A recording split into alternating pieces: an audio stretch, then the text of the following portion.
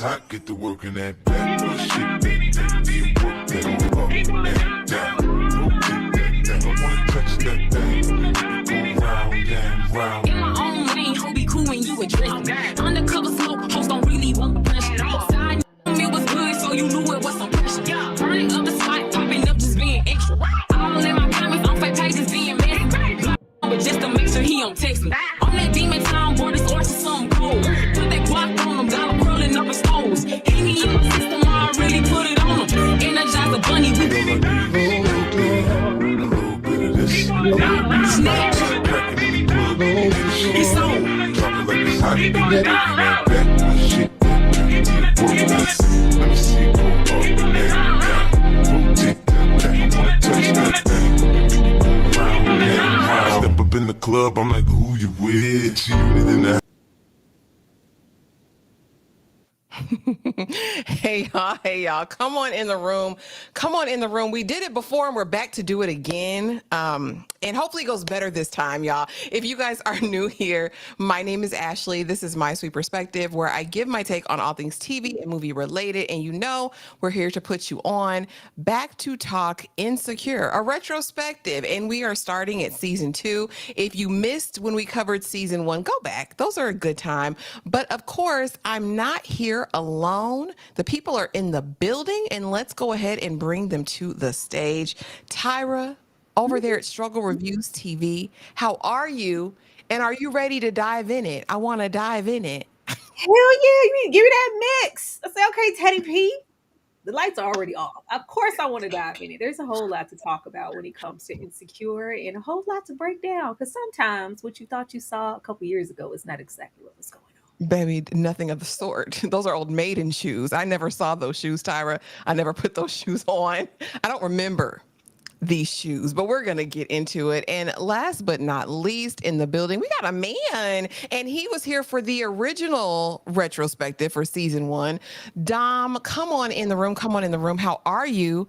And are you ready to dive in it? You want to dive in it? Snatch. I'm about to dive in. No, yeah, let's.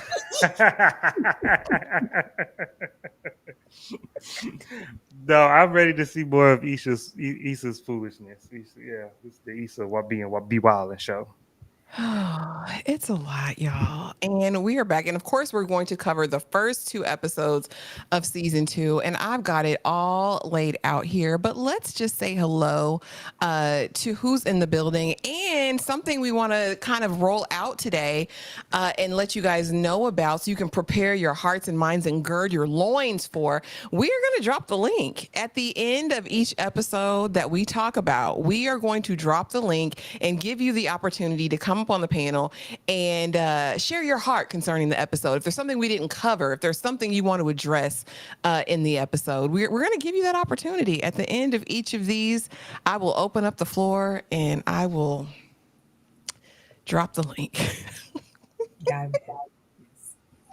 Just wanted to put that out there. But let's say hello. Anakin says, hey, everyone. Hey, Anakin, how are you? Hope you were having an amazing hump day today. Hope it's been great. Hey, Tony T. Hey, everyone. What's up? What's up? What's up, Nika, please? I missed you. I haven't seen you, Nika. Please, where you been, Penny? I'm trying to remember what happened in these episodes. Oh, you know there's slides here. We're going to give you everything that you need. Hey, Darfalina, good to see you, sis. Good to see you. Hey, TP. Hey, boo. What's going on? Trey Songs, dive in it. Oh. Homer Simpson. just. Hey, Bookworm. Hey, pretty girl Danny. What's good? So without further ado, we're not going to belabor the point or waste anyone's time here. We are going to literally dive in it once I get us in the right position, because I didn't like that little arrangement. So just bear with me, just a couple. We can bear. I just want to say before we get started, this was highly requested multiple times. Y'all will love something and go up, and then when it's time to have some reciprocity in that chat below those comments, it's not there. So I need you guys to really roll up. Everybody who was breathing down my back and Ashley's back, whatever else, when y'all go finish Insecure, where's Insecure? We're here. It's here. We need y'all to show up for us also. That's all I want to say. Yeah, show up, somebody. Show up, show up, show up. But we, of course, like I said, are talking season 2, episodes 1 and 2. And like I said, if you don't remember the episodes, if you didn't get the opportunity to watch, that's okay because we have slides. I want to start, though, here where I start every single time. I want to know overall thoughts of episode 1, hella great. And I am going to start with you, Dom. Overall thoughts of this episode as we open up season 2 of Insecure. And we know just to, well, no, you give your overall thoughts and we'll chop it up. Go ahead, Dom. Oh, Go ahead. okay. I'm trying to because I did a recap because I watched the episode so long ago. I did a little refresher. I'm trying to because I watched them back to back. I'm trying to remember where episode 1 ended. Um, but I realized that I know that this is like the aftermath of the break between Lawrence and Issa, and Lawrence is up. You know what I'm saying? He living his best life. He shed that old weight off his back, and life is looking good. And that best friend he got, that's a good best friend, especially for a TV best friend. That's a good best friend. And I like where Lawrence is at. So yeah, Okay. that's my.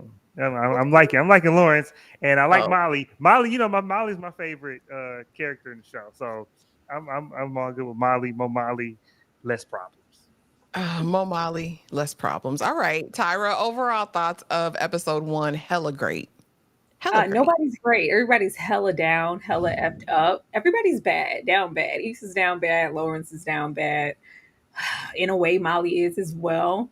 Um, just like we did in the first season, I'm really leaning more towards Molly than I ever did.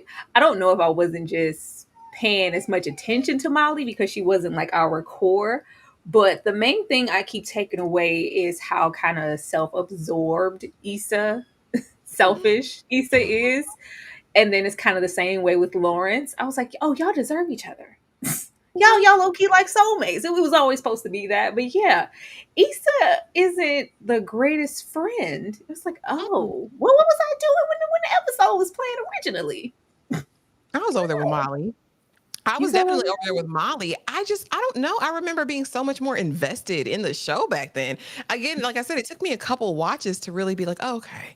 But yeah, overall thoughts of the first episode. I think for, a premiere of a season 2, it was okay. It answered all of the basic questions that you wanted to know. What's Issa doing post her infidelity? What is Lawrence over there doing being trash? And where's Molly at, right? Because she was kind of unraveling with her broken coochie. So I liked for episode 1, we kind of touch all of the bases. We see the friend group. It kind of gave everything I guess you would want in a premiere, y'all. I just wasn't as invested as I remember being. I don't know. But of course, we're going to dive in it because there were a lot of things to talk about and a ton of subject matter. But as the episode opens up, Issa is back out here in these dating streets with hella dates. All right.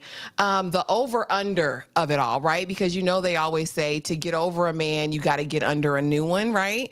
But in all of the over under and the dating, I want my Lawrence back. I had a good thing, even though he was a bum on my couch for 4 years, wearing a hole in the center of it with no prospects, no, will, no ambition, no audacity, no chutzpah, no nerve, no pull yourself up by the bootstraps. I miss that now. I miss that lazy D in his leftover boxers sitting on my couch. I miss that.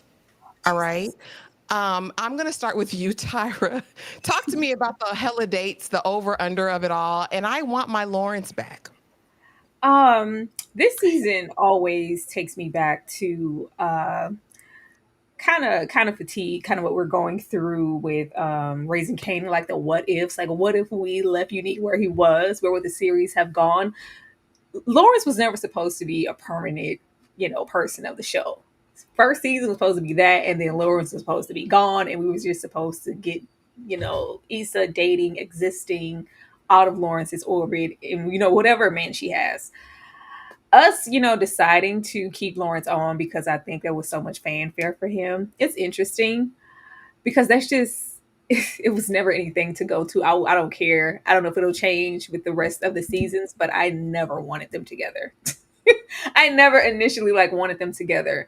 But Issa here, Issa's doing, what a lot of us do in the midst of a heavy breakup. I got to get back out there sometime. And am I ready to get back out there? No. Do I want to entertain these dates? Am I even truly interested? No, I'm lying to myself, pretending that I'm okay and entertaining other men. It's normal. It's a scary thing, especially with them being together 5 years. That's all she has to compare it to. But this is what she has to do because Issa messed up.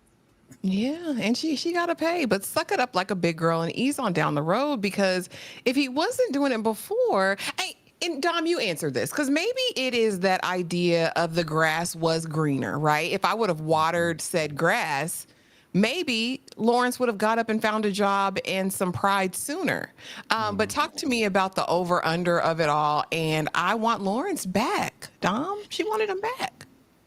Yeah, I do think there's an aspect of the grass is greener where you water it type of situation. I think that Issa going through all these dates and feeling so melancholy is Issa learning a lesson that a lot of people have to learn the hard way.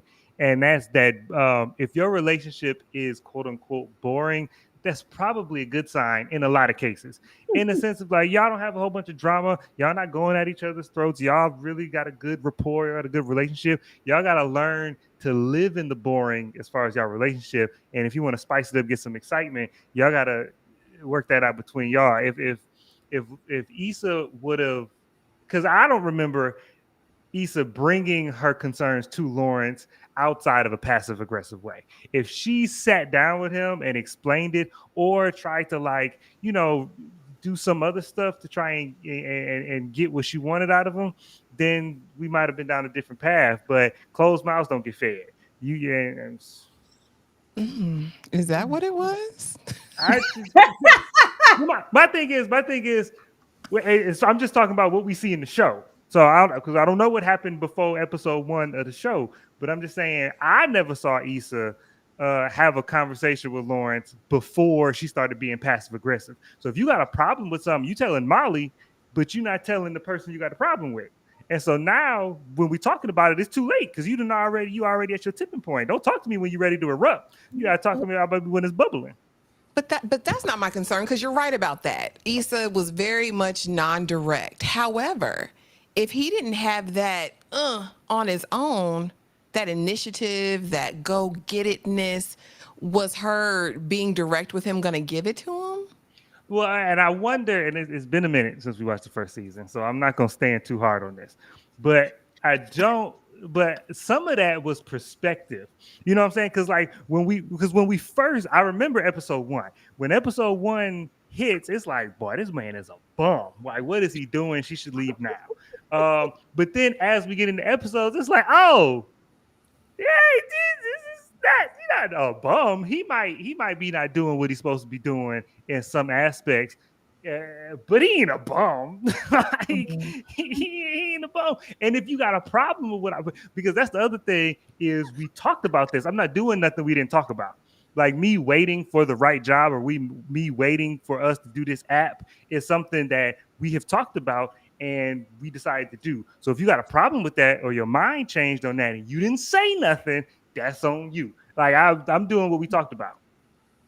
So if you got a problem coming home every day seeing me on the couch, say that. I just want to say, having potential doesn't make you any less of a bum.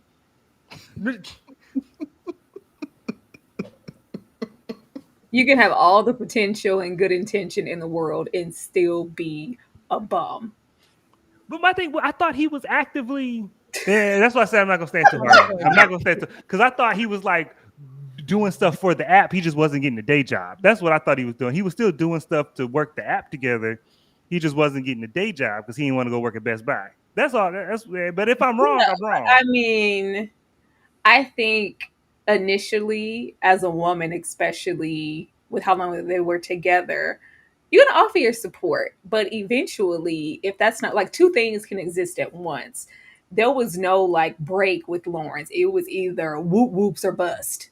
And it's like, well, when whoop whoops is down, I have to, maintain and make sure we're okay. Some initiative would be nice. Some help would be nice. Like, can we? And then that's one thing. when you become complacent and bummy enough to not only be, lounging around at your losses of whoop whoop and not happening, you're not, all that sexually into me. You're not giving me any attention. We're not going out. You're not invested in me in any way as a woman.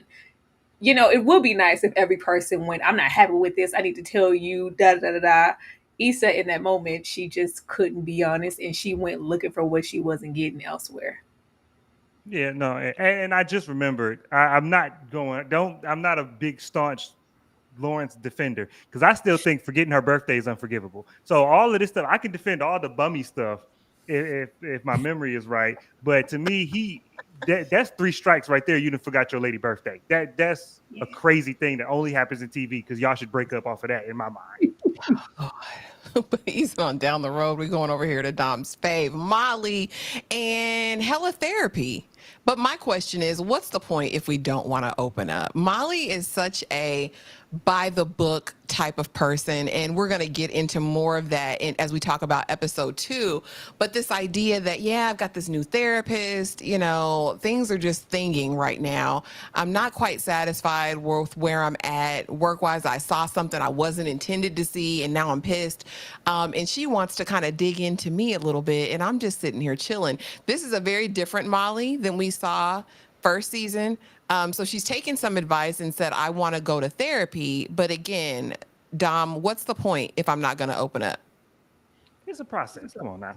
It's a process. Therapy is a process. And think about Molly went from I'm insulted that you would bring up therapy in association with me to sitting on the couch. That's a big curve for one person to make, and however long it's taking her to make it. So, and then she got to have some type of arc this season. So, we got to stretch out this self-healing thing.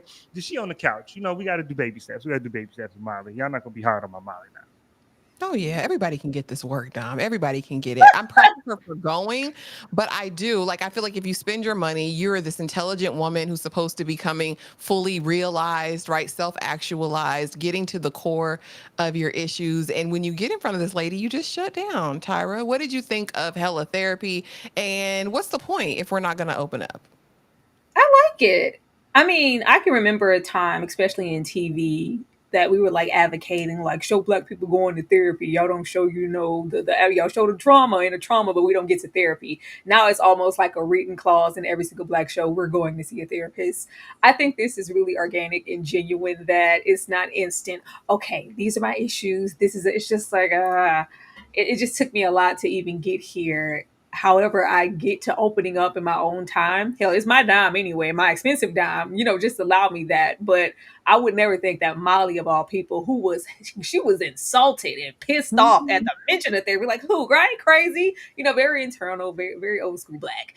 And now that we're here, I want to talk, but I just don't really know kind of where to start, because Molly's almost like a perfectionist. She's all about kind of the image and how things look on the outside. And she has this mask on all the time. So I think it's a lot for her to let her guard down. I thought this was pretty accurate and normal.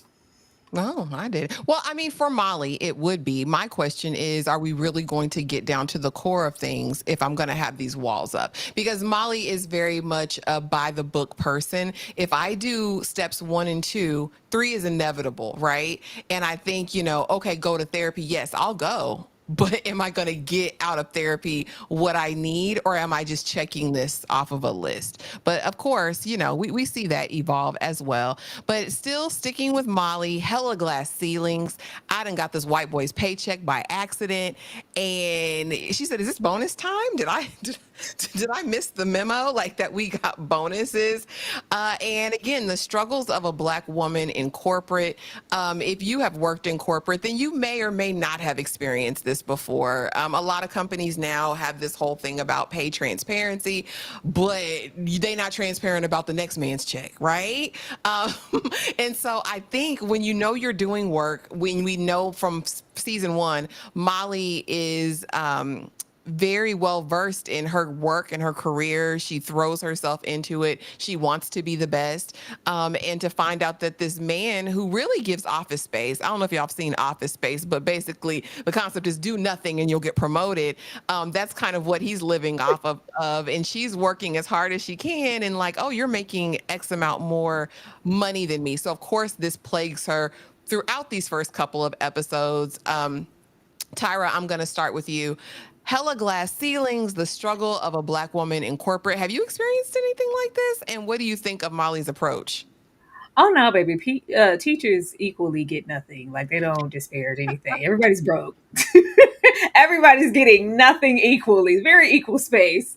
But like I said, like these are one of the more so highlights when it comes to Insecure and really showing things like this. Molly is one of the maybe only or few Black women in this space, Black anything in this space. I think in that first season, any of the Black people we saw, they were more so in a service role or a security guard or something. So not only am I dealing with that, but just to see it in your face and know that I'm working as hard as I can. We're doing the same work, but for whatever reason, you're getting paid more than me. How do I work up to present that without being the angry, problematic Black woman in the space?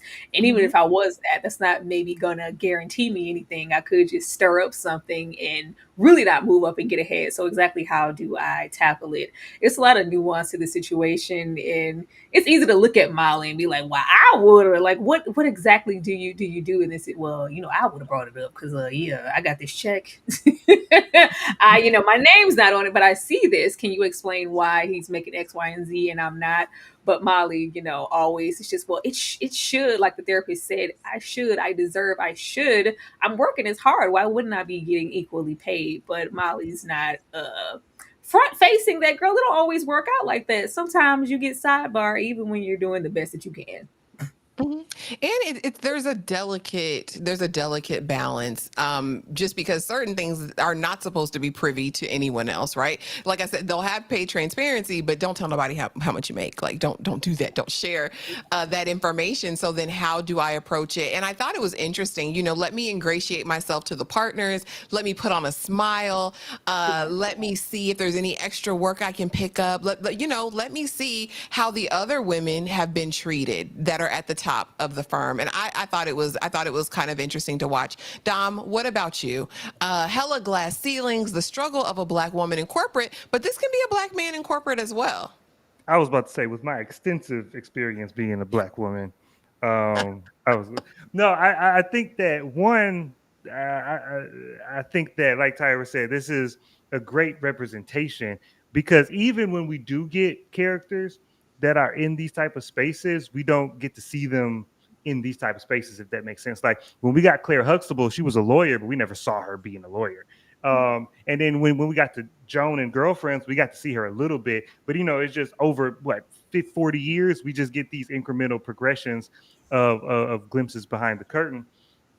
But to me, also with Molly's situation, it was kind of frustrating for me because I have been in these situations. But that's the importance of, I think, Black people having a mentor. And I think sometimes when we talk about having a mentor, we always think it's scholastic or it's something extracurricular or something like that. But having a mentor is really important because they've been there and they can give you insight.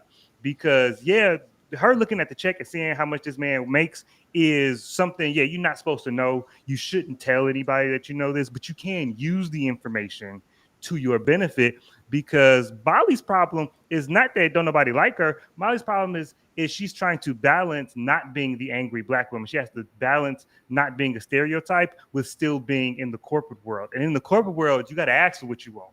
You got to tell them what you want. Ain't nobody finna hand it to you. Ain't nobody be like, oh man, you did such a good job this year, I'm gonna increase your pay, tenfold. That's not how that works. Is most people's salaries, when you're on salary, most people's salary, well, I think it's like 90% of people don't negotiate their salary, but like 85% of people who do negotiate their salary get a higher one. So you got to ask for it. Yeah. And so, but Molly don't know that, and she don't know how to play that game versus how she's perceived. And I was like, that's where I would like to see more Black people like have a mentor figure.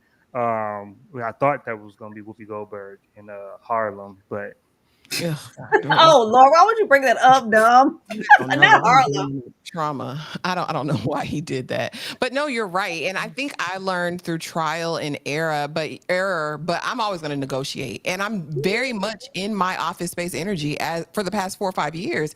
And I've seen promotion after promotion after promotion. And it's about don't let them people run all over you. But also prove your worth. And I do think that there's a delicate balance in both being an asset, but then also being direct and knowing how to approach them people. Because there is a culture, and TP, there can be an old boys club, especially depending on the space you're in. I've been in insurance for 100 years, and I work in corporate compliance, and it's different. You know what I mean? It's wild, but I kind of take the hands-off approach. Be useful as I need to be, speak in meetings when I need to, and collect them people's checks, because y'all not gonna overwork me and not pay me for my time anymore. I've been there, done that. And they don't respect you for it. Anyway, easing on down the road, hella smash sessions. Lawrence and Tasha, they in that thing. I mean, one leg up, one hand on frontal. It was going down, and I saw nipple rings. I saw, nice titties this time. Oh, yeah. We haven't seen good You titties know, in a Tasha long Stack. time. What's her name? Dominique. Dominique Stack. I follow her just to go see her. Listen, I mean, I was like, well, girl, do your big one.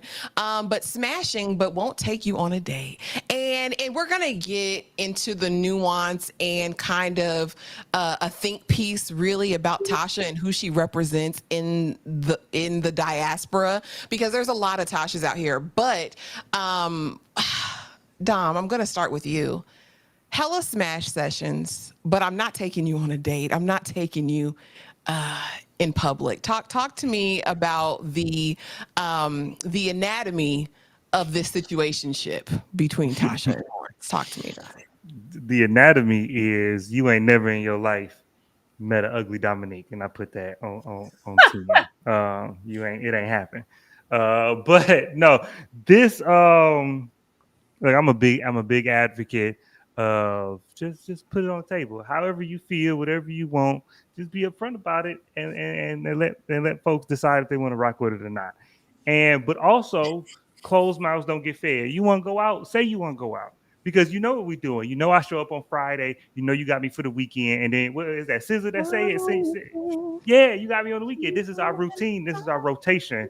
So if you want to break the rotation, and women, I don't like when women act like they don't know how to drop stuff. Because when you want something, when you want a bag, y'all know how to be like, oh, Tasha got a bag, and I was just like, dang, I got all this stuff in my hand and I don't know where to put it. Y'all know how to drop a hint.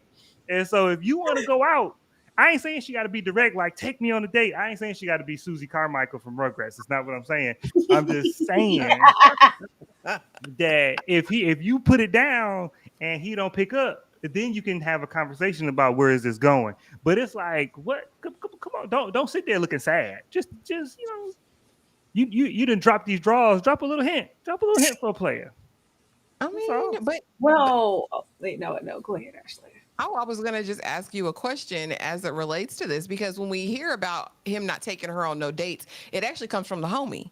Back at the house, she doesn't vocalize really either her discontent with the smash sessions, if she has one, but she's so malleable and amiable, and let me just cater to you. You hungry? Talk to me, Tyra, about hella smashing sessions, but won't take her on a date. First of all, this was probably the introduction, and we got a little bit of it last season, but as the seasons go on, we get more and more chat. There's always an instance, and why I always wanted Lawrence to get out of my face. We always have to have Chad verbalize something to him, and then it's like, oh, well, yeah. Like you're not like always self-realized. That's an issue. But Tasha is a particular kind of woman. The hint for Tasha is you're here all the time. She's just happy to have him there. That's all she ever wanted. And the fact that you're here just means that you're interested in me.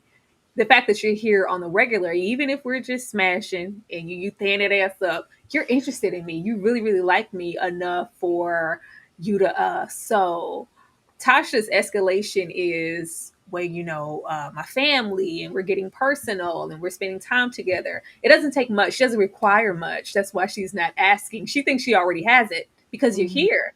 You're the prize. You were, you know. So the fact that you're here, you're just existing and we're breathing the same air and we're having sex and ooh, you was the first person to come pound, pound, pound the moment you left Issa's house. Meanwhile, for Lawrence, this was just a soft place for him to land. Very soft, if I may say so myself. Soft place to land. It's just a soft place to land, and he's not taking her as seriously as she may like him to.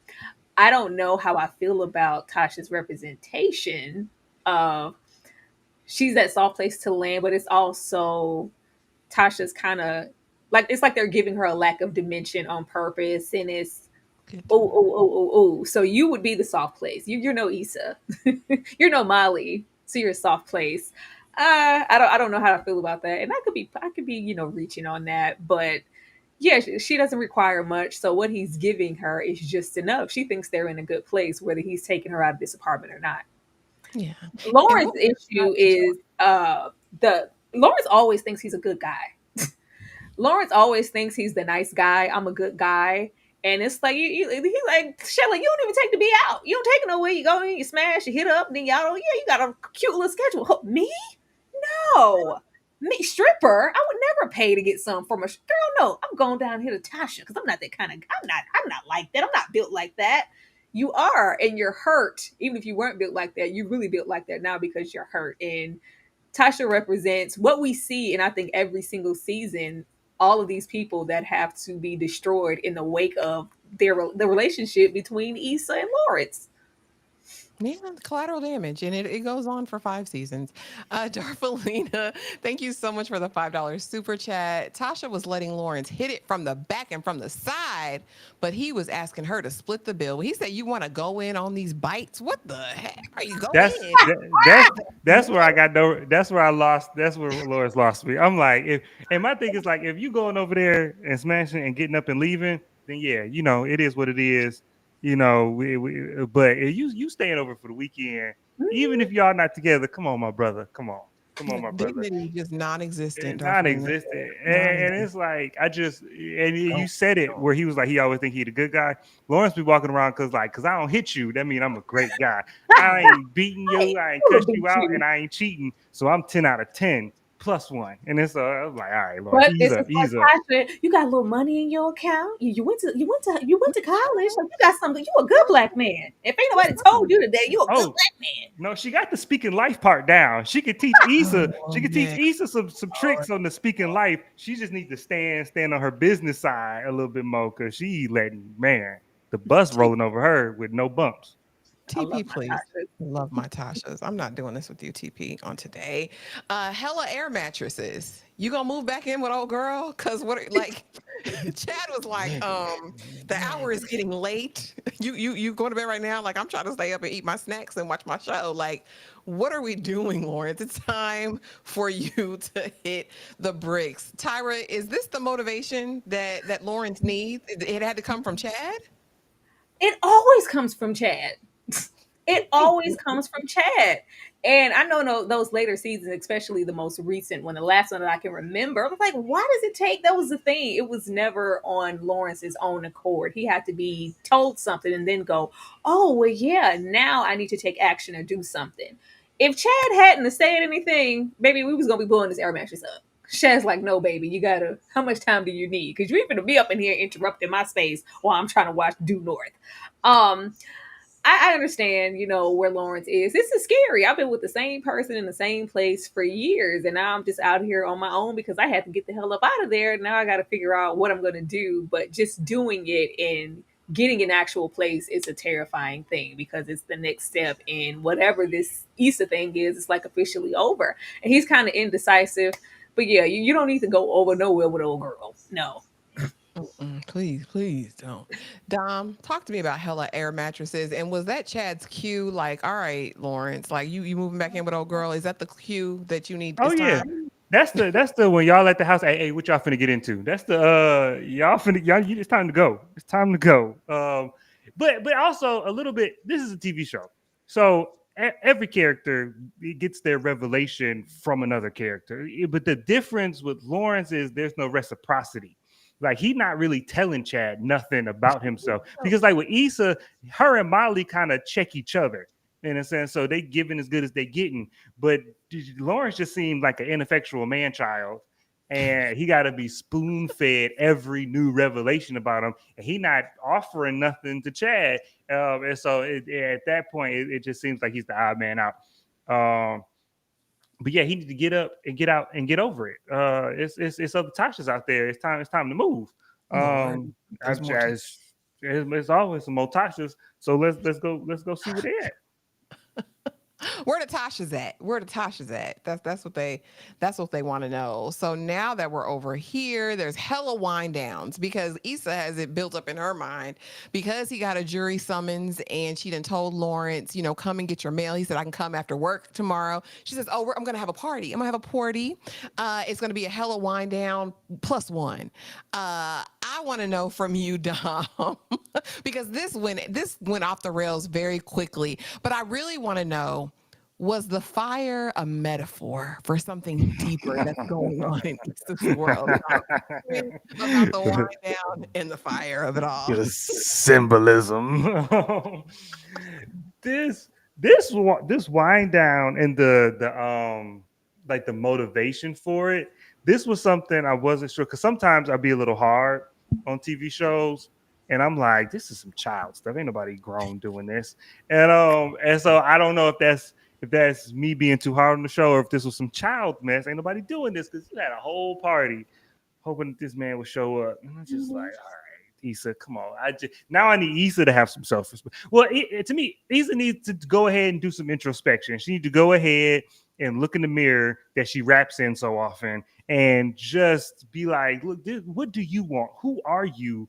And whoever you are, is that somebody that needs to be with Lawrence? Because if it is, you need to go. Actually, because she already showed up at the job, not looking fine.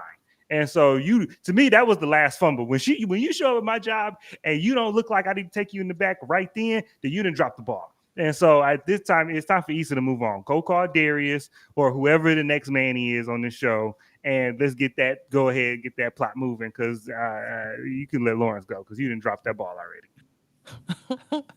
But this just seemed childish to me. Tyra, you thinking you fine. I want to make you mine. Can I get that number, Kelly? But talk to me about hella wind downs. And was the fire a metaphor? Is Issa's life on fire? Is her pride burned down to the ground and left a smoke stain on the wall? Like what? Everything in Insecure is often a metaphor. A lot of her, she's treating this relationship the same way she's treating her job. It's like, well, I put in all this time. I need this job. Like, I can't let go. Like, I have to keep persisting and keep going, even though I haven't gotten any reciprocity or nothing from Lawrence this whole time. I want my man back. My issue with Issa is that she's always lying to herself. Like, she's lying, and she puts Molly in the lie. As your friend, if you're going to put me in your delusion and your lie and while we're really doing something, let me in on it. Don't have me out here looking stupid. Like, all of this charade just to come get this jury booty. I was like, are those the sexy clothes, Issa? Every time, Issa. Are these the sexy clothes, Issa? This to get your man back clothes. Okay. But I do like this dress. It's Molly just kind of always foiling in the wind. I think we saw that last season, where it's just like, oh, where we're gonna go and do this at the club, and it's an open mic in Crenshaw. All the while you're trying to go see Daniel, and then all of a sudden my pee is broken on stage, and then we get here. Oh, it's just a little wind down like we used to do, girl. Like, bring somebody, and no, this is all a facade and something you're putting on to make it look like your life is lit at the aspect that Lawrence might pull up. Like, you're not gonna be using me too many more times, Miss Ma'am. Mm-hmm. So that's an issue in itself. But this was extremely childish. This was childish. I can get with dumb, like, ain't nobody. This scenario, sure, how it got out of hand and escalated, and we couldn't control our own home. Like, girl, you pay rent here. If you don't get these people up out of here and take control over this party. But this was a lot. If she would just kind of admit to herself what was going on here, it would have stayed kind of calm. But the fact that everybody didn't really know exactly what they were there for, Molly trying to bring somebody, and she steady washing the door in a little dress. Mm-hmm. Meanwhile, hella 2 minute pumps as we wrap up episode 1 of season 2. I just want to know why, Issa, why? Because Lawrence don't have no excuse for the 2 minutes.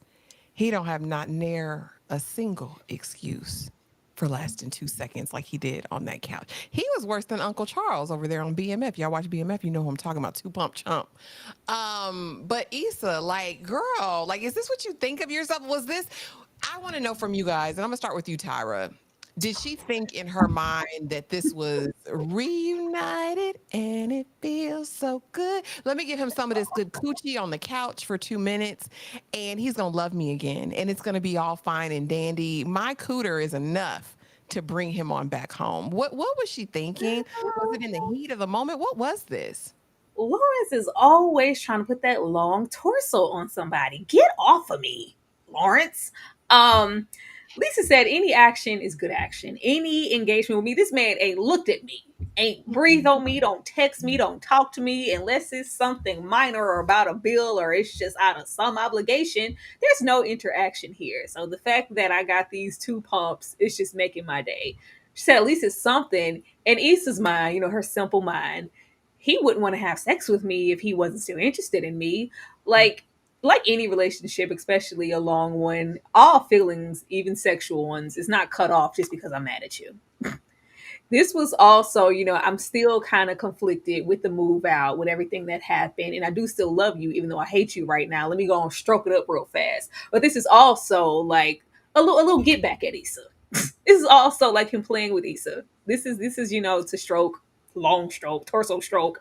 Lawrence's ego. Like, yeah, I can still get that if I wanted because she's still interested. And it's just like, but Lawrence isn't gonna paint like that. It's just like I'm a good guy. Like she was just right there in my face, just look like, girl, I just like look, I fell in it. Go to hell, Lawrence. Go to hell. But yeah, if you're gonna fall in it and give her something to remember, I need this to be more than 2 minutes, sir. Yeah. But this made Issa's day, unfortunately. Oh Lord, the pumps and dumps of it all. Pumps and a bumps, Dom. Talk to me about this and talk to me honestly in this moment because we're gonna get to Tasha a little bit more in depth because when I was getting images and going kind of through the little research for this episode, I realized that at the time a ton of people hated Tasha and they hated her for a couple reasons and we'll get to it.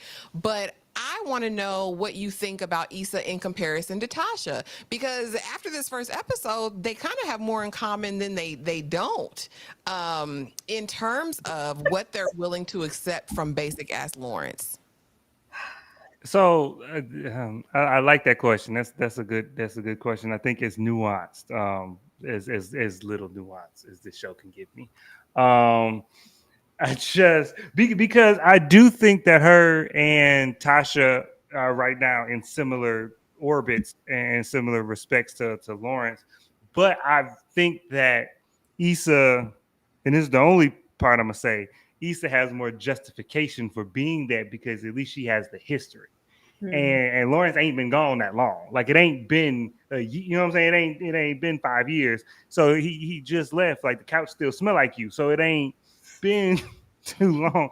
So I get her still being in the days, especially since that's been on her focus. Is every time somebody say a word that start with an L, Lawrence. So, and so I get it. And I don't think this was a full butterfly swoon moment for Issa, but I do think that little smirk she gave at the end was like, oh, there's still hope. I think that's what that was. And instead of what it really was Lawrence was like, I'm gonna get my get back. I'm gonna slide back. I'm gonna be the last one in here. Like, you know what I'm saying? That's what.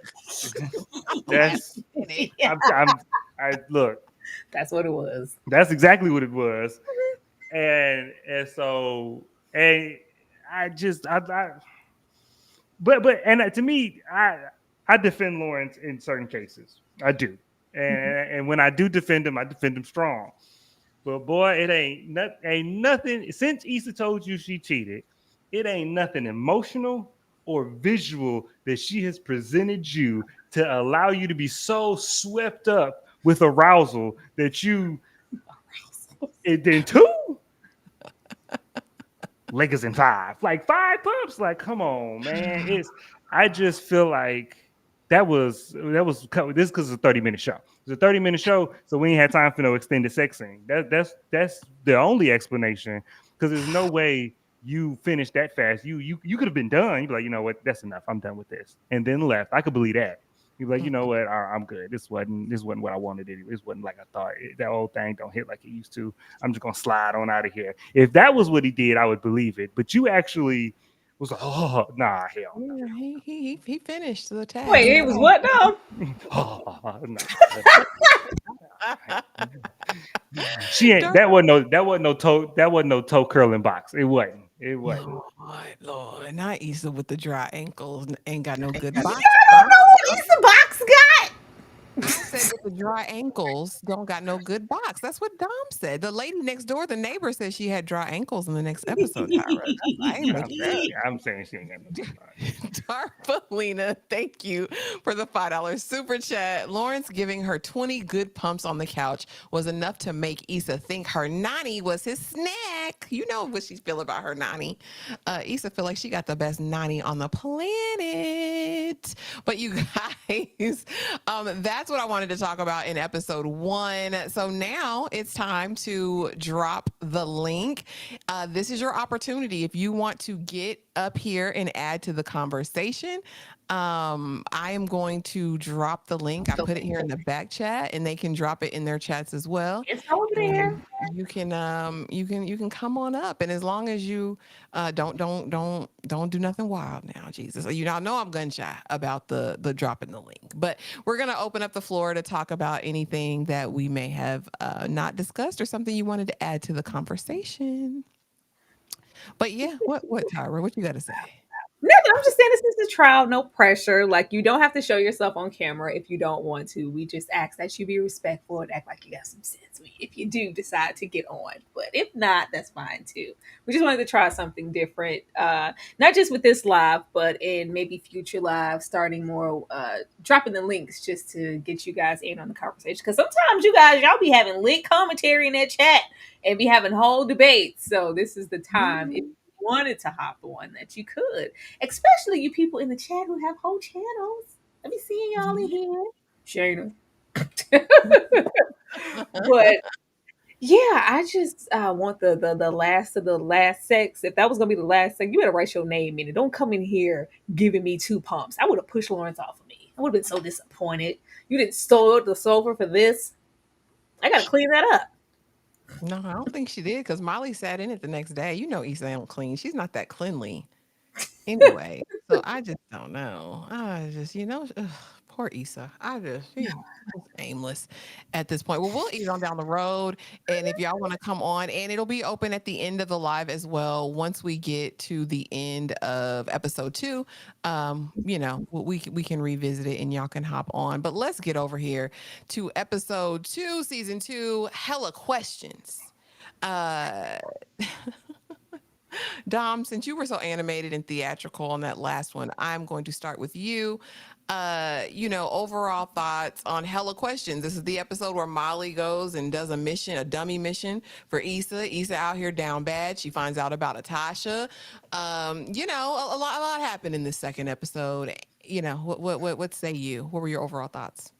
Y'all know this is my first time watching the show, so I have no idea what's coming down the road. What I need to happen is I need for Issa and Molly to have a coming to Jesus moment, because every episode, every season, I see Molly doing something for Issa, going on some mission for Issa, being a good friend for Issa, holding Issa down, and I have yet to see the main character that y'all love so much, that y'all identify with when we was in our mid-20s and early 30s. Y'all was like, Issa's the one, the avatar for Black womanhood. And I'm like, this is y'all queen?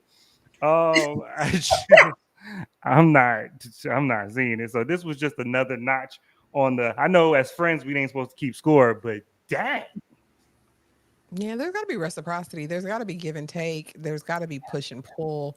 That's just, symbiosis, right? We got to have a back and forth situation. Tyra, overall thoughts, episode 2, Hella Questions. With episode 2 and just season 2 in general. First of all, season 2 said the budget. We're gonna give you some budget. We're gonna give you some budget. We're gonna, be a little bit more stylized with the scenes, the wardrobe, Issa's hair, her styling. Like they came a long way from that first season. Um, Issa and it's sad, insecure, and maybe even something like Lovecraft.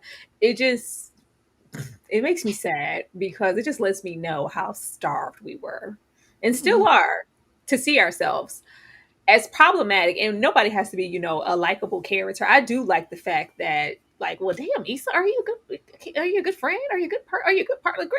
Was Issa always as bad? Dependable.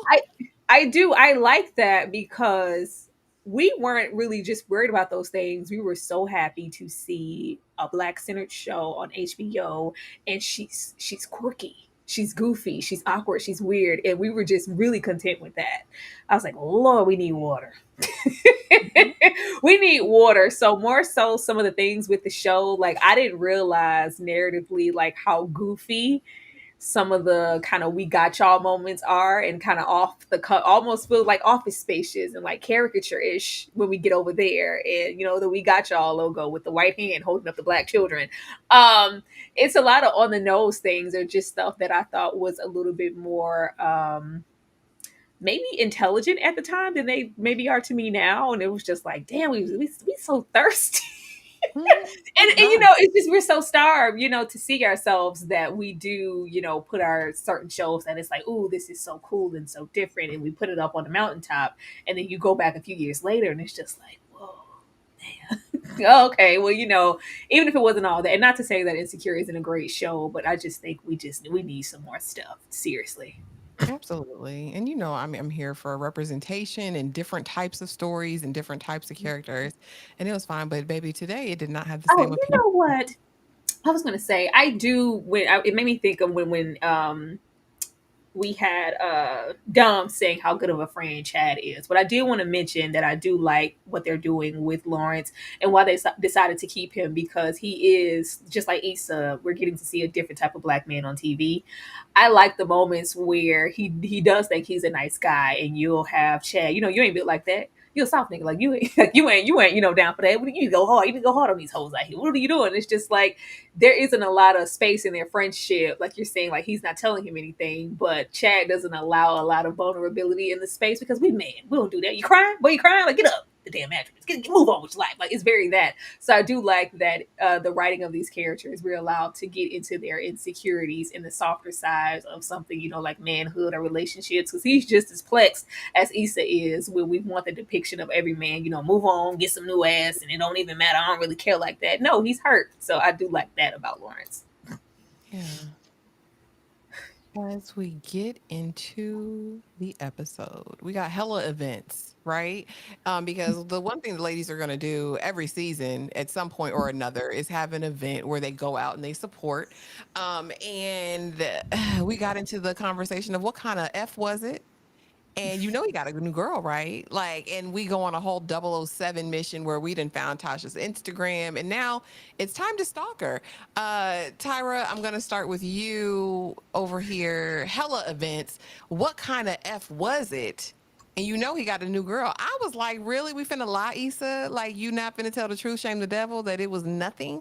And I loved in this moment how Kelly reminded her of what the reality was of being with Lawrence. You mean not this ne'er-do-well who was on the couch for 5 years? That's who you're... Okay. Talk to me about this, Tyra. Well, first, I really love seeing, I didn't realize, like, I guess, Neighbor Bay, the downstairs, when Kelly was like, oh, what did she say? I'm gonna eat you up. I'm gonna potty train, I'm gonna burp you or something. I was like, look at little Leon Thomas. I love the album, Leon. Mutt slaps. Bob's a lot slaps. But yeah, their whole dynamic, which I do appreciate, because a lot of these foursome type of narratives, when we're getting into girlfriends, Sex in the City, this, that, and the third, it's always under the umbrella that, oh, we're all equally friends here, and we all equally care about. First season, they made it very clear it's Molly and Issa and Tiffany and Kelly over here. I was like, Tiffany, baby, as a girl group, you let this information be known. it's too many situations here that I can remember in the season where Tiffany's like, well, all right. Well, I thought he moved on. I thought she was just, a little jump off or whatever. It's so good. No, as your friend, girl, I seen Lawrence with such and such. You're supposed to tell me first, but the fact that it's not that, it's very much so divided in their friendship. So I do like that it's real in that way. All four friends, y'all not always gonna be the closest of the close. It's always a set that's closer than the other two, and they're separate. But Issa once again lying, hella lies because I'm cool, I don't even care. Ladies, Issa wants to be more evolved than she actually is. Like, let's not do that. Let's not disparage. What's her name? Tasha? No. Then as soon as we go in the mirror, my nanny his snack says nanny his snack is putting a lot on it, Issa. It's putting a lot on it, Issa. But per usual, like Dom and I have been saying, Molly is always there to support her and lift her up. And I have not seen it on her end, not one bit. And I don't know if that's a good or bad thing because we do need that as friends. But it seems like Issa is even more self-absorbed because what the hell does Molly have to complain about? I hate my job. She loves her. She has all the prospects. Girl, you got a penthouse. You got income. You're wealthy. You're a lawyer. Every ambition. You always get what you want. You look fabulous. Your wardrobe. What do you need me for? I still need something back from you as a friend as much as I'm pouring into you. I think Issa, and not for nothing, Issa also went to a great college and, had all of the opportunities that the other people in the friend group have had, but she struggles with mediocrity. Everybody else is accomplished. I believe Kelly's an accountant, Light Bright's over there doing her thing as a kept woman or whatever she does. And Molly, of course, is an attorney, getting to that bag. I think Issa has always in this dynamic been the underachiever.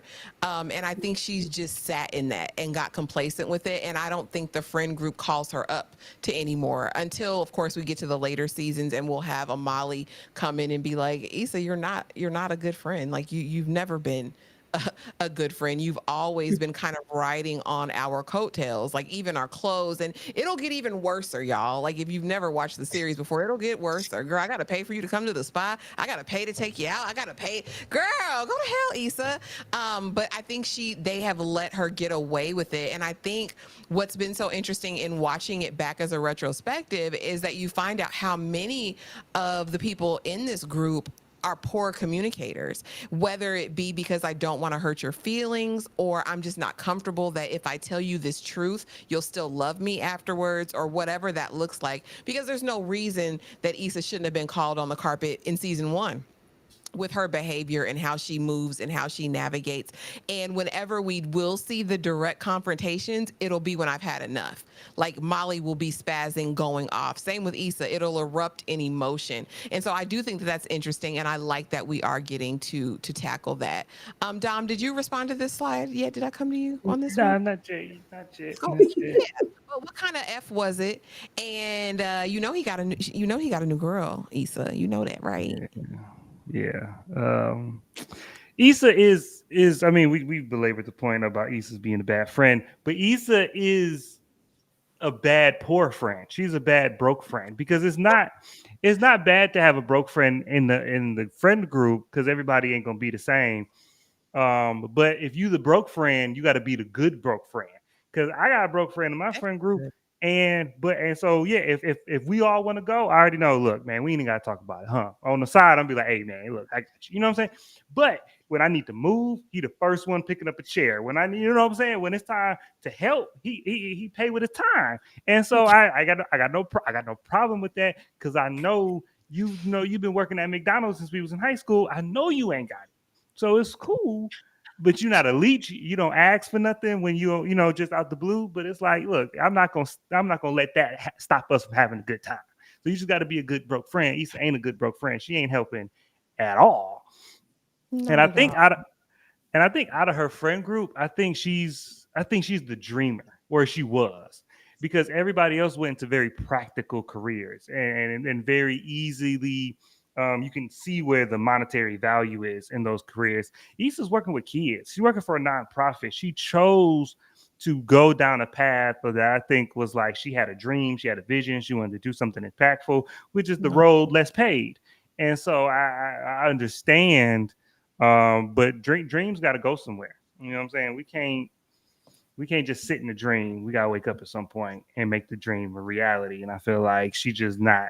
I feel like she did get complacent at this spot she was at, where she was like, "It'll happen eventually. I'm here, so it'll happen eventually," instead of actually trying to like make it happen. I But hear ya.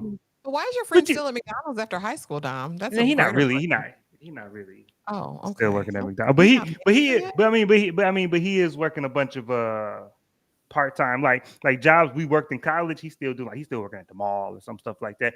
But he also still in the hometown. He's still the hometown hero. Okay. He ain't left. So it's like it don't like I can't do that in Atlanta. That's I can't. I got cameras to buy. I can't work at the mall in Atlanta. But Ashley, what you picked up from the conversation, Ashley's like, yeah. So why he's still working at McDonald's? Yeah, that's really weird. Ashley, did y'all ever see that CNN clip where it was just all black people?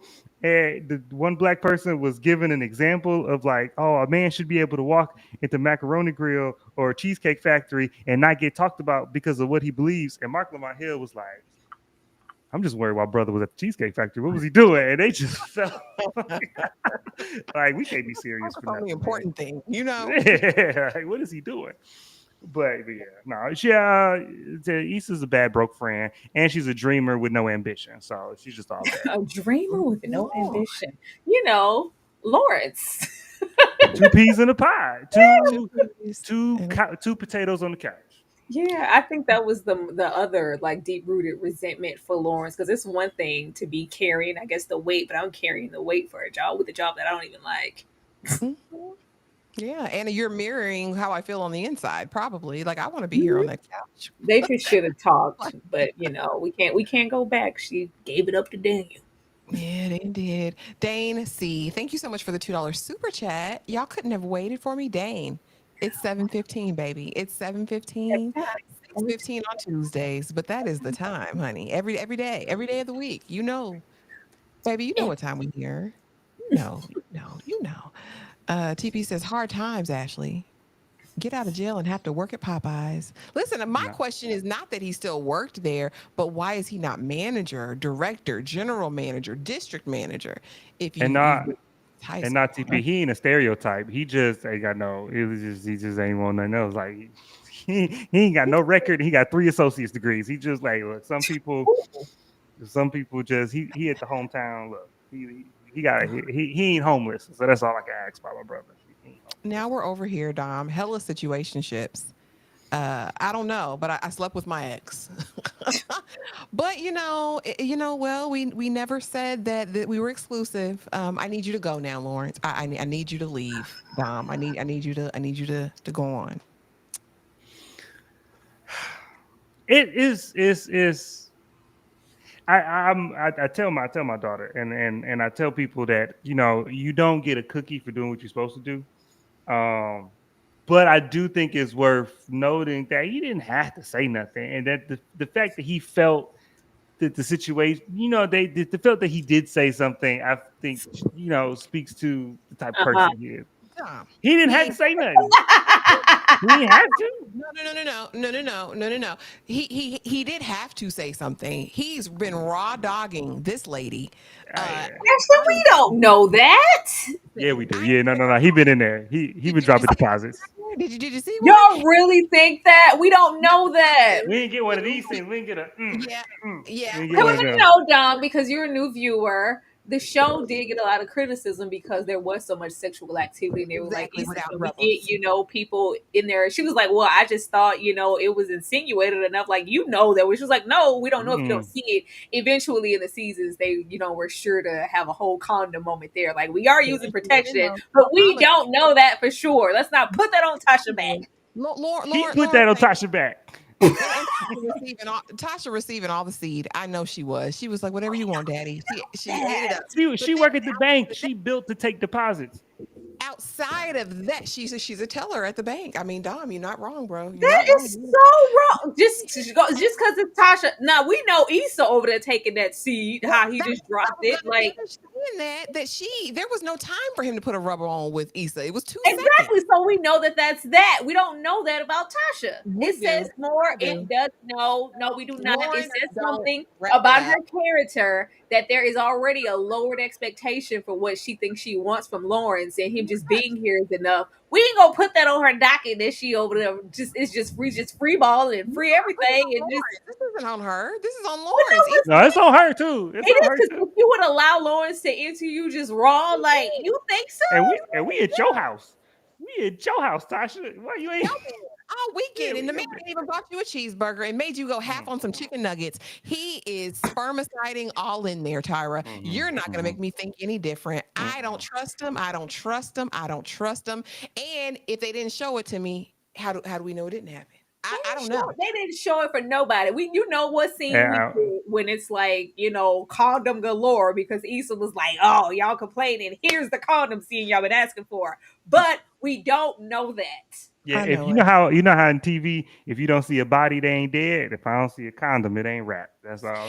And outside of that, the whole point I was making was Lawrence did have an obligation to tell her he smashed Raw Dog, his ex. He did because he's smashing her.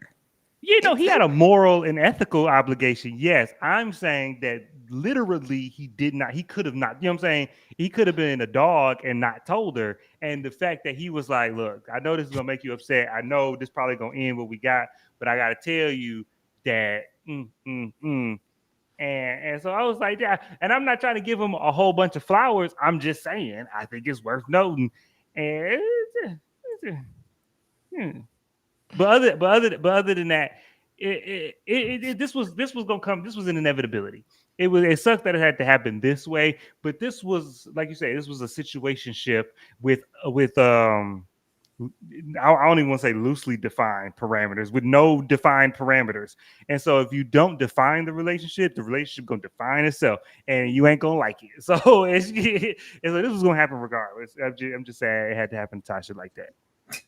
Tyra, hella situationships. I don't know. I slept with my ex, but I don't know what happened. I fell in it. Yeah, that was just him being his guilt. It's just I'm a good guy, so I have to. It makes me an even better guy because I didn't have to tell you. Yeah, get out of my face, long torso. Health situationships. The worst thing you can do is get yourself into a situationship. Like you said, Ashley, a lot of these people's I guess difficulties is that they are poor communicators. And Tasha, for the time that she's here, she's not excluded. It's just I'm just gonna assume that you know how we get it in the end, like, well, we never said we was exclusive, so like, yeah, but you thought you were hoping that you were. It's just assumptions being made that, well, he's here all the time. I even cooked for him. He even took me to get some popcorn chicken or whatever the hell they had that he wanted to go. We want to go in. I'm like, hopefully you were saying go in, like, let's go eat. Like, we're gonna eat and we're going in on eating. You was trying to split the bill. What are you doing, Lawrence? It felt What like are you saying? it felt like you want to go half on these chicken nuggets. Like you want to pay for half. I hope not.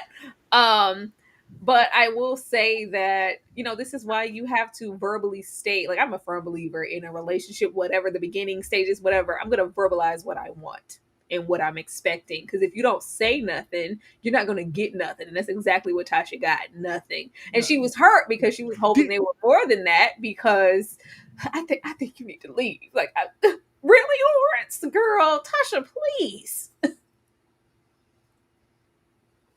Post Girl, instinct. you know you want this dick. Oh God. Oh, Lord have Don't, mercy. please. Hella should-haves. If I do this, it should. Magical thinking and getting this back. So finally, the needle has moved. We are progressing in therapy. And again, it's like we were talking about earlier. Molly is definitely a 2 + 2 should always equal 4. If I do this, if I go to a good school, if I graduate with honors, if I take this job at this law firm, then this should follow. I should be independently wealthy. I should be able to do what I want.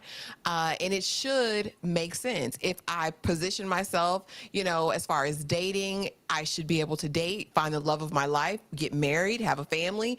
All of this should make sense. And so I loved this conversation with our wise therapist here, who says, we get into this idea of magical thinking, which is I can control the outcome of events externally by what I feel like I should get internally, right? Like if I do this, this should happen, not knowing that what we want intrinsically doesn't always manifest extrinsically, right?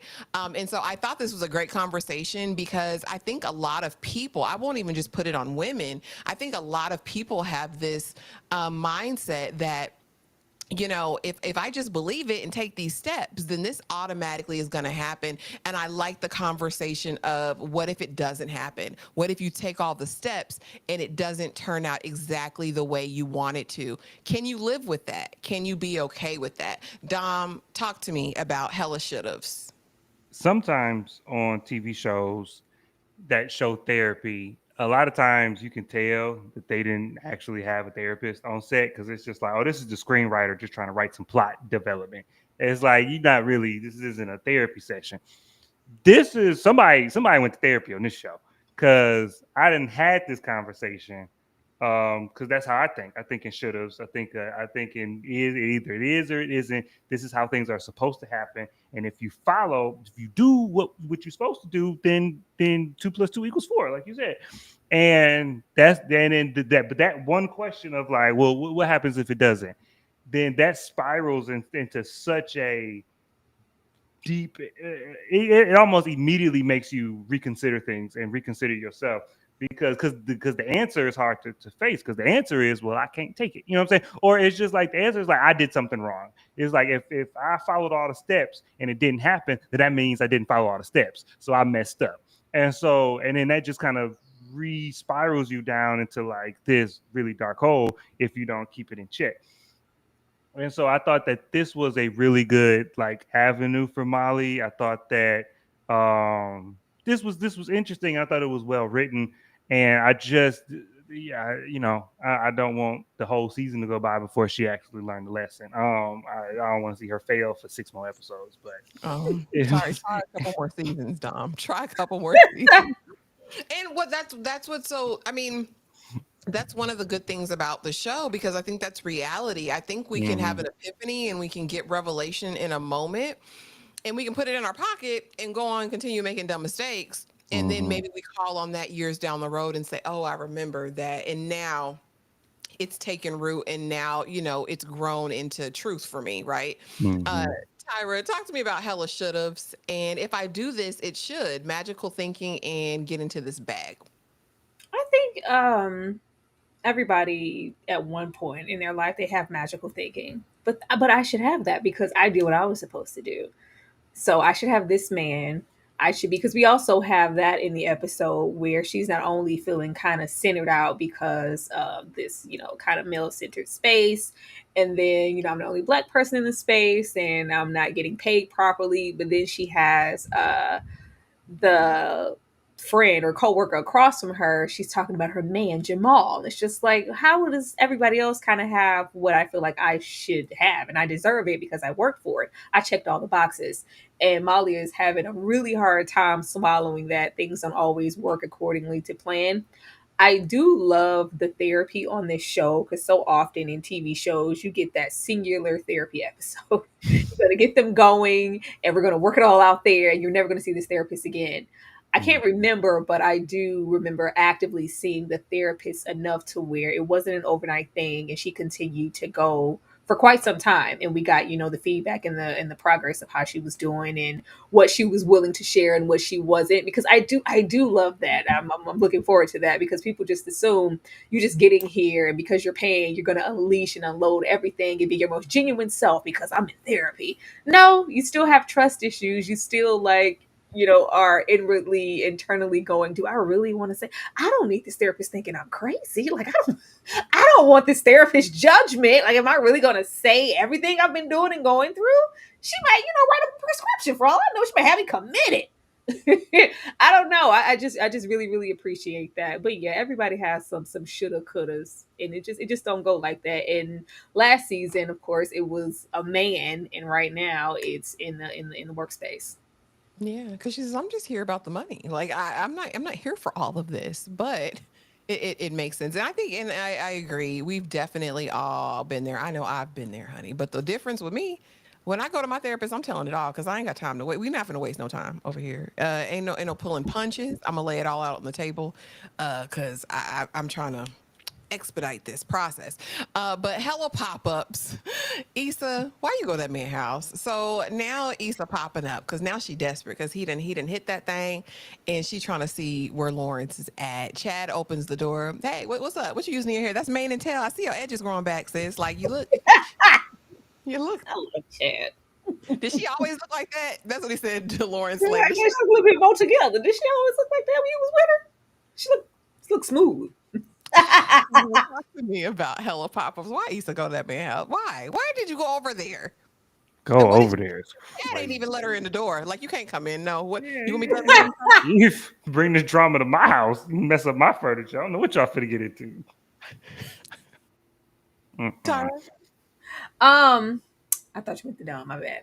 Uh, she's popping up. Issa is obsessed at this point. She's been stalking Tasha's page and Instagram and Facebook, and not you coming over here to hit me off with them precious two pumps, and you have a new whatever this is. Like, I need you to explain yourself. Like, once again, how you were comparing her to Tasha, she's equating those two pumps to he still want me.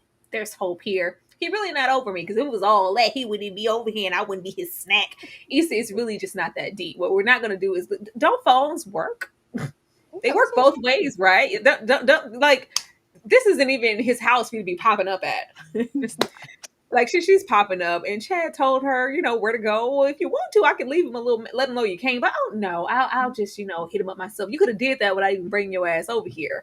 But this is Issa. These are desperate measures because I thought in my mind there was hope and we could get back together. You did. You just smashed my nanny.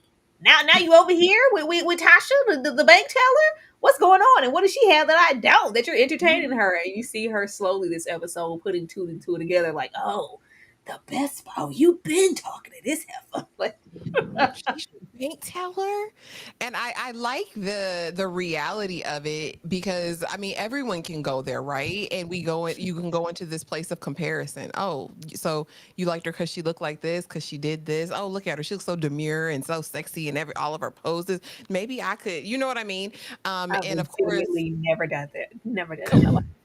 comparison is the thief of joy. I think a lot of people have. I think a lot of people are like, well, who is he with now? Who was he with before? Like, let's I was watching this, and I was like, do people actually do you like people stalk? do this.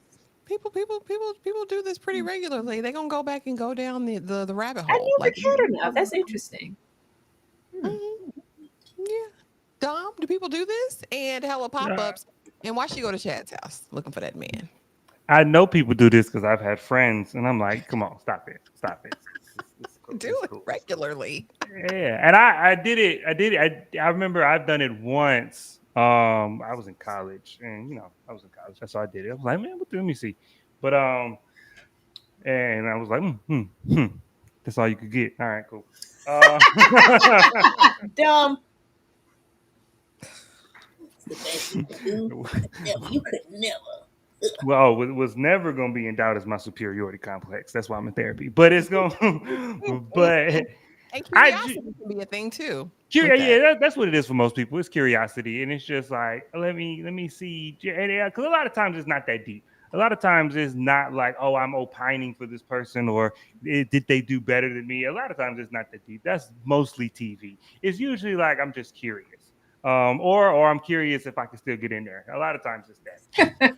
But I want Issa to be faster at learning from her mistakes, even just from a surface level. I'm not even saying she got to be all extra deep and have revelations every episode, but just on a surface level, you ain't got a great history of popping up. Like your popping ups ain't been working. You popped up at work looking basic. Um, that was an air ball. Now you're gonna pop up at this man's friend's house looking like you tried. This is what she. First of all, Issa has, this Afrocentric kind of minimalist type of image to herself. So I'm not expecting her to put that shit on, Dom. That's just not an No, Issa. no, no. I'm not, and I'm not expecting her to have a weave in and a bodycon dress. That's not what I'm saying. But also, I done sampled the melanin rainbow. I done seen them come in different You done been to the colors. mountaintop. I done been to the mountaintop, and I can tell you that when I've been with women with locks and wear camo everywhere, and when it's time to step, it's like my head still turning. It's like, okay. And you know what I'm saying? I'm saying you don't look like you extra in a music video or on Love and Hip Hop, but you can still be like, Mm. and he's still like, okay. Issa look like the homie. Issa look like the Okay. homie. She look like she do really good. No, she look like she really do passionate poetry that's not well written. That's what she look like. So the And rhymes in the mirror. Okay. yeah. It's all on brand. Oh, Lord have mercy. Speaking of problematic, hella problematic over here. Let's get to We Got Y'all. And and Mr. Gaines. Why y'all get at man, Mr. Gaines? I know Issa too is obsessed with a different world. So we had to bring in some of that. Oh, girl, in the last episode had her Hillman t-shirt on, the neighbor from downstairs. Turn the music down. And I want to know from you guys, because we all have an uncle, a cousin, a brother, a family member, a friend like Mr. Gaines who says wild stuff, right? We understand barbershop culture. And so here we are in this space. They're at this school where they are not getting any buy-in, and their director, the whatever of We Got Y'all is like, listen, we're gonna pull this school because they're not participating. They don't want what we have to offer. And so Issa endears herself to Mr. Gaines, who's the vice principal, and he makes some off-the-cuff remarks about the Hispanic students at the school. Her counterpart there, Miss Blondie, hears it. It's a problem. Issa like, listen, this is my name on the line. We're gonna stick beside it because now we're getting engagement. At least I don't care how we're getting it.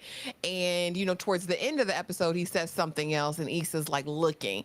I don't believe in this episode she actually takes action. I don't remember that happening in this episode. I know it will happen at some point, but Dom, talk to me about Mr. Gaines. Hella problematic.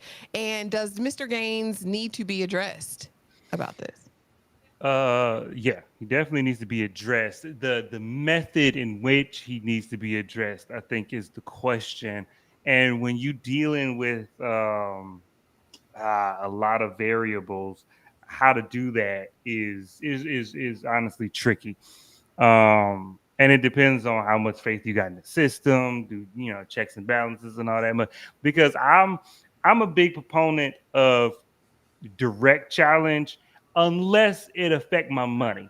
Then it's like, all right, well, now we can fill out some paperwork, we can make some reports, we can because if me wilding out right now, because the principle don't matter to me if I'm homeless. I'm sorry, me standing on business and then me getting fired ain't finna happen. And so I ain't got it like that yet. You two come on, pay me, then I can do that. But it seemed like with an administrative person who's in charge of kids, I think the impulse is to be like, hey man, and just do it right then. But I think with a person like that in that position, you gotta like fill out some paperwork. We gotta go make some reports. We gotta get a paper trail.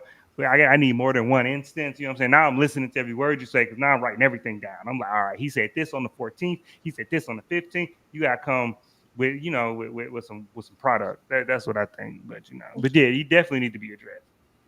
So Tyra, what do you think of Issa's seeming, I'll say, apathy initially with the first comment, and her really not taking notice or really seeming to want to take any action until she hears the second thing later in the episode? And does Mr. Gaines need to be addressed? Is this problematic? Is this hella problematic? I told you, Issa is treating this job the same way she's treating her relationship. I'm just trying to get paid.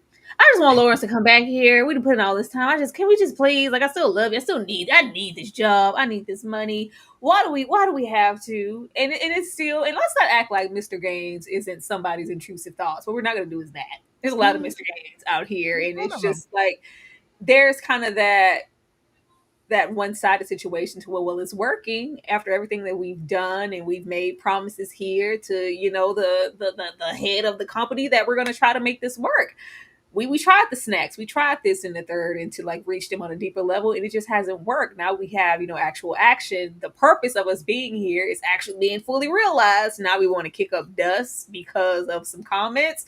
It's like, do I want to, is it worth all the trouble? But once again, this goes into Issa and her true lack of passion here for this job, because if it was really about we got y'all, the children are supposed to come first, no matter the color, no matter the race, no matter the whatever the age, whatever demographic. This is about the children. And if a group of children are being treated a certain type of way, then I do need to speak up. And the fact that she doesn't want to just is a testament to how much she really cares about this job and the children. Has it ever been about the children? Did you really want to be a part of We Got Y'all? Or is this just a job that maybe fell into your lap when you needed one? Oh, well, that's a good question. And I'm sorry, because Tyra didn't what made a light bulb go off in my head. Because in the beginning, she was like Lawrence and Issa kind of made for each other, and you darn skippy, because ain't neither one of them no good, and both of them want to just have the visage of a good person. Oh, Issa do some stuff with the kids. Oh, Lawrence is such a good man. They both the same. They both trifling and just want people to think they good. All right. And on that note, thank you so much to the 60-some people who are in the building tonight. We appreciate you on this retrospective of season 2, Insecure episodes 1 and 2. I'm going to let you guys know what we have going on for the members this weekend. Make sure or consider a membership. It might be interesting to you to see our reactions to this. It's always a good time over there on the Blockbuster movie nights.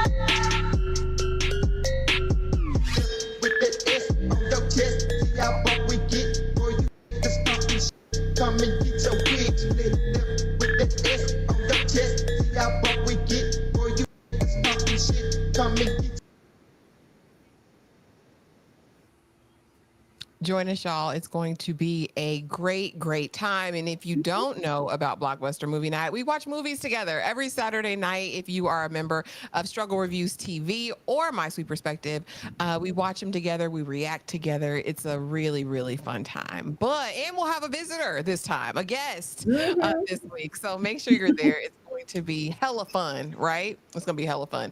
Easing on down this road, Issa is now hella pressed, and Issa the stalker. Tyra, I'm going to start with you because she was over there in them stalking streets in the bank parking lot. Ma'am, you can't sleep here. She's having visions of going in and knocking old girl out. She got snapped, crackled, and popped, or whatever she said.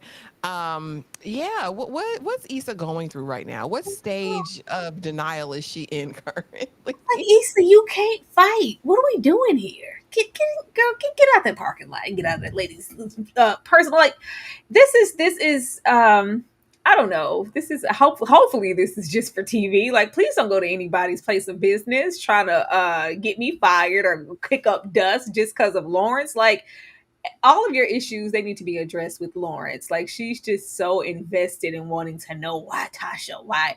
And this is something that I think we'll see with the both of them. I don't know if it's this season, but it's like, well, why Daniel? Like, what does this person have that, like, why did you choose to go over there? And especially when she figures out, like, oh, it's the bank and it's Best Buy and it's the whole thing. So how long was she, whatever, in your face for you to be with her now? And it's she's obsessed, but deep down, anything that you need to address, it's only with Lawrence. She don't never go confront a woman. Like, I was gonna cuss. Girl, get out my face. Get out my face. Never go. I don't even care if you are in this, relationship and he's with whatever. What are you confronting the other person for? Why are you in my face? I didn't promise you anything. That man or that woman promised you something. You better get your ass away from my place of business, heifer.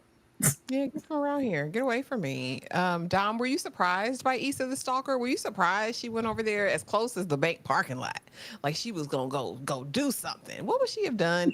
And could you believe that Issa would do that? Yeah, I believe it because she been spiraling. You done showed up at this man's job. You done showed up at this man. You the FBI. The FBI don't look for people this hard. And I want her to have some business. I want her to.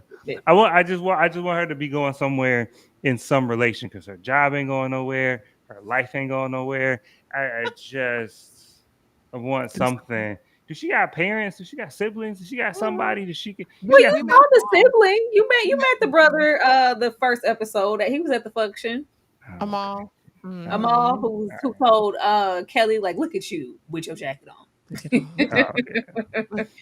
Look I, at you. I I need to not only because at first she was awkward and that was bothering me. I didn't want to watch that, but now she awkward and depressing, and it's not fun to watch. Like Molly struggle, I'm interested in because it's like, all right, you are active in whatever. Issa just uh, Yeah, Issa is literally a no. It's a no. Hello, hella friendships, right? Because Molly is a better woman than I. Because there's no way, there is no way in hell I'm going to that man job on his lunch break, walking back 4 5 times, so he can see me. Girl, go to hell, and then ask him, Lawrence, what's up? Any chance for you and Issa anymore? Like the desperation of it all. The way I would never take time off my good job to go down there and walk in the park and do this and then give you a report back. Issa, find something safe to do. Again, Molly way better than me, but at the end of the day, Issa girl, it's a no. He said it's a hard no. He got a new apartment. He don't need you anymore, and he about to live better than you. Yeah, you're still in squalor and degradation, and he's moving up like Tolerant. the Jeffersons. You know the dunes. You know what it is over there, Tyra. Come on, pre-gentrification. Dom, or Dom, I'm starting with you. Hella friendships. Would you be Molly? Are you going over for your friend and running interference I, and asking the I, hard questions? in a vacuum, yes. If my friend asks me to do this, I'm like, all right, you desperate. Let me maybe this will give you the closure you need. But if I'm Molly in the context of all we've been through, nah, that's gonna be it. Not off my good job, not off my good paying job where I'm finna ask them to pay me like this white boy. No. Cause no, go find you some business. You go run into that man and let him tell you to the face that he don't want that dry, useless, unenthused box anymore. Not unenthused. I was watching Lawrence and Molly, and it was like those memes where it was like you done got with the girl, and now you realize that ain't the thing. You done got with the worst one out the friend group. Like, golly, like he could. I ain't saying he should have been. I ain't saying he should be with Molly. I'm just saying that they look good together. They on a picture, they look good together. No. Look, I'm just saying. He's trying to upset the nation. Look at you, Dom. I'm just saying. I think I just Molly is a good friend. Molly be bored because her love life ain't doing nothing, and so I would do it. I would do a pop up for my friend.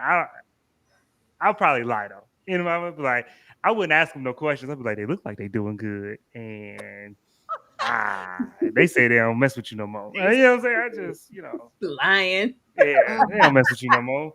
I, I saw him getting into somebody else. I saw her getting into a court. I saw her getting into a charger. You know it's over with. She got into a charger. It's over. Gat pack. Oh, that's dangerous. Don't do Oh, that. she got into a Hellcat, my boy. Focus, Not a focus hell on yourself. no. Focus on yourself, King. Oh no, it's Yeah, lying. it's over. Or Tyra, soldier. are you running interference? Are you being Molly in this moment? Talk hella friendships and Issa, it's a no. It's a no. Fuck no. No. I have a life. I don't care enough. Like, no. More so because this is why you're here, Issa. We're here because of a lack of communication and transparency. And even in this moment, I don't care whatever happened when you try to go to the job. You went to Chad and he wasn't there. Yeah, these are your problems to deal with. Because I can remember first season, Molly's not perfect. Molly said, "You need to talk to your man. You need to tell Lawrence about what." Like, no, I'm doing my duty as a friend. I, supported your function. We were trying to get him there. Like it's only so many miles that I'm willing to go. Anytime you maybe want to vent, it's rare that they're on the phone and we're talking about Molly or anything that she has going on. And I think we got that last episode when at the party when she was like, "Oh, this guy, he's making more money," blah, blah, blah, blah. And he's like, "What? What's happening? What's going on? Like, I'm out of the loop. I don't know anything that's going on with you because I have no investment there. It's all about me and what's going on in my problems. And girl, I need to get to Lawrence because he got whoever, and I need to run interference. Can you go over there and run interference for me? Because I can." No, heck no. I'm not. I'm just not doing that. And I do like that even though she is here for Issa, she was like, "You know what, Lawrence, how are you doing? Are you okay? How are you feeling, Lawrence?" Like Molly's a very, very good friend. Molly's just good. Molly's just good. And the last good thing, last time Issa, the first and last time Issa was a good friend is when she told Molly to go to therapy. So Issa's best friend advice was to tell Molly to go tell her problems to somebody else. So Issa ain't shit. And I'm honestly not even going to give her that dumb because even that idea was still presented by Molly because she was like, "I ran into old girl. You remember our friend back from way who was wilding all outside? She came to me about some therapy. Like she's going to therapy." It's not like Issa was like, "Girl, maybe you should try that." Yeah. No, Issa's just lacking in the friendship area. But yeah, I wouldn't do this if this was the same thing, the lack of communication. Who knows? After he cared enough to give you 2 pumps, you and him being indecisive and all down and out, this could have been the difference between him maybe considering getting back with you or not. Just because I saw you and you're making the effort, and you know what? Okay, yeah, fine, we can talk. Let's take a moment and talk. Like you sent your friend? No, girl, I don't want you. She said she done popping up. He wouldn't see her. He won't take her calls, Tyra. And finally, hella forgiving. It's okay, Lawrence. You hungry? And why they hate Tasha. I think people hate Tasha because Tasha is some of y'all mamas. I think Tasha is some of y'all aunties. I think some of y'all are Tasha's. And here's the thing, because I don't hate Tasha. I understand Tasha. And I think it's this idea of wanting to be chose. I think for what it's worth, and again, we don't get a ton of history or context on her character, but from what I can see, she's been down through there. She's probably been mistreated. She's probably been chosen last, or she's probably not been chosen by the type of man that she aspires to be with and have a family with and marry. And so what she does in turn is accept the crumbs from these little idiot boxes. Because let's be honest about one thing. Lawrence was never going to choose her in a real capacity, not for a relationship, not for marriage, not as a walkabout, nothing of the sort. I agree with Tyra. Tasha was his soft place to land. And I believe that she accepted it because half a man is better than no man in Tasha's mind. And of course, we don't know the family she comes from, but unfortunately, within the diaspora, and I'll say even without, a lot of young girls are raised to aspire to relationship with a man. And for some of them, well, baby, he's a good man. He got half a job. It's fine. He don't hit you, does he? He's a good man. Oh, if he does hit you, baby, it's just because he loves you. Did he kill you? Like, are you dead? And I think that gets perpetrated. I mean, I wish I was lying, but I'm not. And so no, I don't hate her. I want her to be better. And I want there to be avenues for her to achieve better. Unfortunately, a lot of Tashas find themselves in a cycle. But I get it. You don't want this representation on TV, but this is a lot of women. Tyra, I'm starting with you. Hella forgiving. And it's okay, Lawrence. You hungry? I got some food in there, Bookie. And why do the people hate Tasha? Because you probably was a Tasha for like 5 minutes. Everybody's had a Tasha moment, before, especially if it was something you really wanted. Tasha, this girl, Lawrence just saved your life. Lawrence just gave you an out. How quickly she could have transitioned into Issa Part 2. Tasha hasn't done any homework. She's just happy, to be chosen. Like, I've been picked, but why aren't you with Issa? Like, what happened? And why did she go? So what? Oh, so you were doing what? With your potential, potential is something like, oh, you got a little money and savings, and you got a little this. Like, but yeah, how quickly, because she would have been all for it. Chad said, because she was like, it sounded like Chad wants you to move around. Like, if he would have said, can I come here? Yeah. It would have been Yeah. like, Robin, yes. Yeah. Right You want some now. company? Immediately. Yes. Immediate. Yes. Like, you could have transitioned not only his soft place to land, but this is a soft place for me to stay while I figure something out, because he's still very much so lost. Like, there is no way that I would entertain any of this, because with everything, and then you hungry and you want to come in, and we never made anything official. So Lawrence didn't say I'm sorry. Mhm. Lawrence didn't take any accountability. No, she was there. Even with Chad, she was just there. I'm trying to get my shit together. I'm looking at the house. I'm trying to move. She just, mind you, he went to East. She just there. Oh, damn, get in my face. Like, what? It was never any accountability of, well, it's just say it, the thing with old girl, yeah, that shouldn't have happened. That shouldn't even happen. Well, we never made anything official. Okay. You hungry? Like, and it's just that easy. Like, if you're not gonna make it hard, girl, I'm not gonna make it any harder. If you're offering it up and giving me this soft place, I'm gonna take advantage of it. So Tasha's not doing herself any favors. But yeah, you're gonna hate Tasha if you see yourself in Tasha. So I don't hate Tasha. Tasha's, it's a lot of Tashas. You may have had, a Tasha moment. The moment of growth is knowing that you're beyond having a Tasha moment and you have higher expectations for yourself. I need you to do a little bit more before you, sitting on my couch. Because Tasha was all the way like, yeah, so this family reunion, my mom, you trying to, before she can even get it out, like, you trying to take Lawrence to meet your people. Wow. And there's this eagerness to show, like, I have somebody. I have a man, not only a man, but he's, about something. Tasha feels like she won something when she's really getting nothing but a long torso. And a wet bed, because who want to change some sheets like that? Dom? Tasha is what the internet says they want a woman to be. In the sense that Tasha shut up, she give it up, and she gonna make me a plate. Tasha gonna make sure you're right. And so, and she ain't got no thoughts, she ain't got no ambition, she ain't got a nagging bone on her body. I show up when I need to, I get what I want, and I dip out when I need to. That's a good woman. Good woman. That's a good woman. And I think Tasha, I think people are a little too hard on Tasha. I think Tasha just serves to be the anti Issa. She's just nothing that because she got a regular job. She, she living good. She fine. She just but she talk good. She lay down good. She cook good. She's just doing everything Issa ain't. And lay down good. She lay down good. And I do think that she represents that kind of way that a lot of us grew up, and a lot of women are taught of. Our Lord and Savior, Tyler Perry, had had Lynn Whitfield talking to her daughter, talking about when she found out her daughter was getting hit. Was like, well, what did you do to make him so mad? That's a good man. He take care of you. You don't pay for nothing. So stop angering him. That she had probably a Lynn Whitfield mama. And so she don't make Lawrence mad. She don't do nothing to make him leave. Her daddy probably left.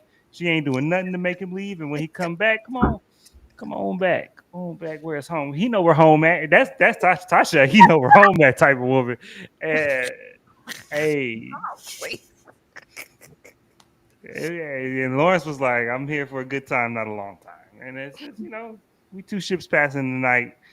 We just close enough to dock right now. That's all. It wasn't. Tasha's very content. I think Tasha's ambition doesn't go any further than being a bank teller and having a man.